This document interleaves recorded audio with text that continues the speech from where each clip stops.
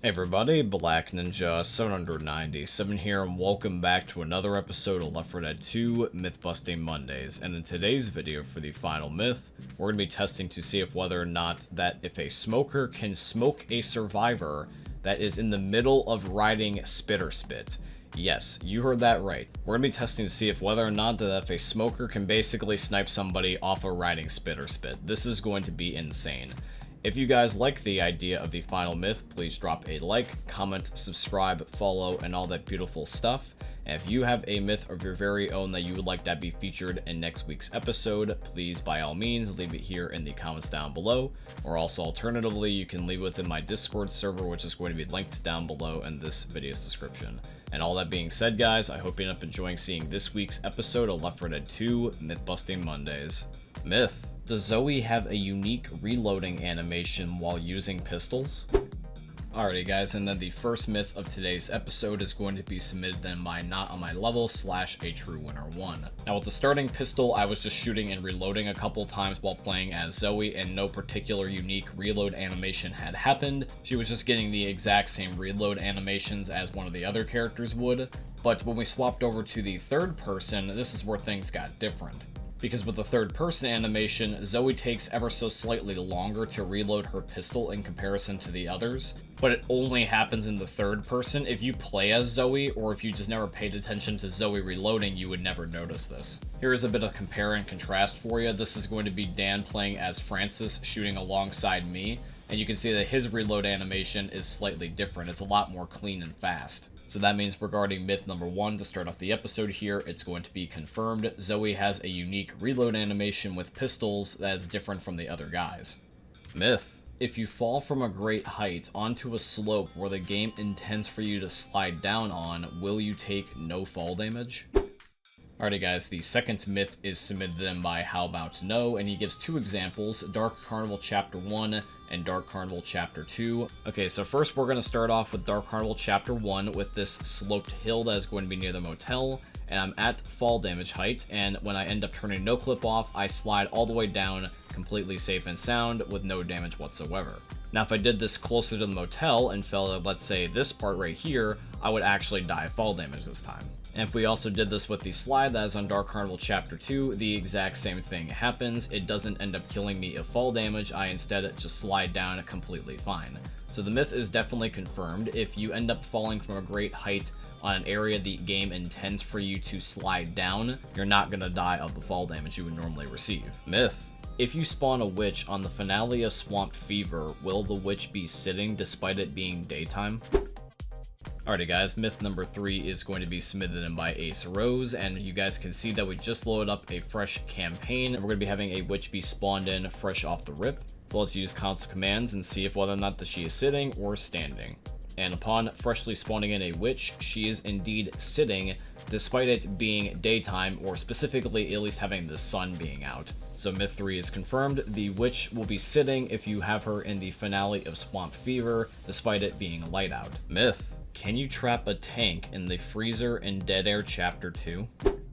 Alrighty guys, the fourth myth is going to be submitted in by Isaiah. Now Isaiah, I'm going to do you one better. Instead of just testing if whether or not that if we can trap the tank inside the freezer in Dead Air Chapter 2, I also want to see if whether or not that we can trap him in the freezer without him incapacitating us by us doing this on expert mode. Just like how that the witch was able to one-shot us, I want to see if we can do this with the risk of the tank one-shotting us. Alright, so expert mode is now enabled, and let's put this to the test. Alright, so here comes the expert version test. I'm going to be running around while in third person so I can keep my eye on the tank. So he's going to be showing up here shortly. And let's see. Oh, that was close. That was definitely close. He almost hit me. Okay, but yes, I did manage to trap him inside of the freezer and have him not also hit me as well, which means that the myth is confirmed, and you can be a little bit flashy with this if you want to. Myth: can a smoker grab a survivor that's riding Spitter Spit with his tongue? And then the last myth is going to be submitted in by Spencer / Dead Sled. Now the way that we're going to be doing this is similar to how we did a myth before on the channel, where we tried to see if whether or not you could ride Spitter Spit from the top of the Last Stand lighthouse all the way down to the rescue boat. We're going to be using this exact same map because this worked great for us being able to do that in the first place. and the only thing is we're just going to be adding in the smoker this time. Now, this was one of our first successful attempts where I got launched, but unfortunately, Spencer, who was the smoker in this case, was not able to grab me. I was just outside of his range. And now here is another clip of me being launched successfully again. The problem was, though, is that Spencer once again could not get me with his smoker's tongue, because basically I was being flung so fast that the game couldn't even send the tongue after me before I was out of range. And then once again, just like the other two prior attempts, I was not able to get grabbed by the smoker's tongue. So we decided to have Dan and Spencer swap roles, where this time that Dan was the smoker and Spencer was the spitter. And this time around, we also decided to move positions while as the smoker, so instead of the smoker being on top here with me and Spencer, the smoker, or in this case Dan, is going to be now at the bottom where the shack is. But even then, with me still coming at him and getting closer instead of farther away, he was still somehow not able to grab me. I just went right under the tongue, and the tongue just kept going. And now I'm about to showcase what was our best attempt at this. So you guys are going to see here that I'm once again going to get successfully launched by the spitter acid, and then I land, and then I get grabbed, which means that I ended up hitting the ground, unfortunately, before I had got caught by the tongue. There was also a weird moment where the tongue darted straight downward and bent in a weird L-shaped way.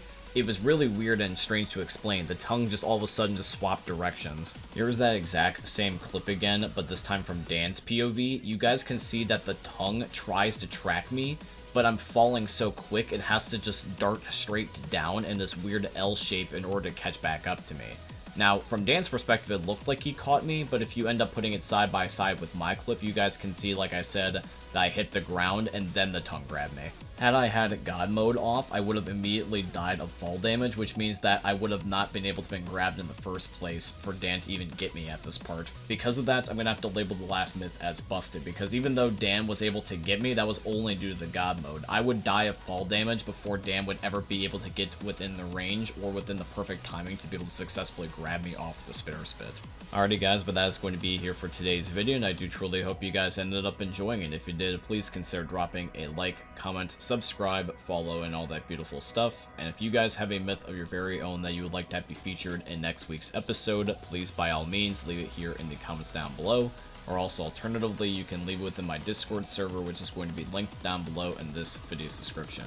And as we wrap up the video, guys, I want to mention two last quick things. Number one, I have a second YouTube channel now. It is called Black Ninja 797 Extras. And on this channel, I'm going to be uploading and posting additional content that you would normally not see here on my main channel, such as gameplay walkthroughs, funny moments with my friends, and Challenge Accepted, which was a series I used to do here on my main channel where I played games you guys requested me to play. If you guys want to check out the second channel, there is going to be a link down below in this video's description. I also want to say thank you and shout out to Epic Games for being my first ever sponsor. I have a supporter creator code with them, and the code is just my name, Black Ninja 797. If you guys want to, you can use it in the Fortnite and Epic Games item shops. Anybody that uses my code or has used it before in the past, I tremendously appreciate you. And yeah, guys, all that being said, I hope you ended up enjoying seeing another YouTube video from the most unique YouTubers are ever going to see. Thanks for watching, guys. I love all of you, and peace out. Hey, meme lords, Jesus here, and you better have enjoyed that video there by the eternal god Daddy Ninja. You should probably subscribe too, or the mighty Moab will come for your balls. If you enjoyed the video, you might like it too, and give me the memes. Flash, bang, boom!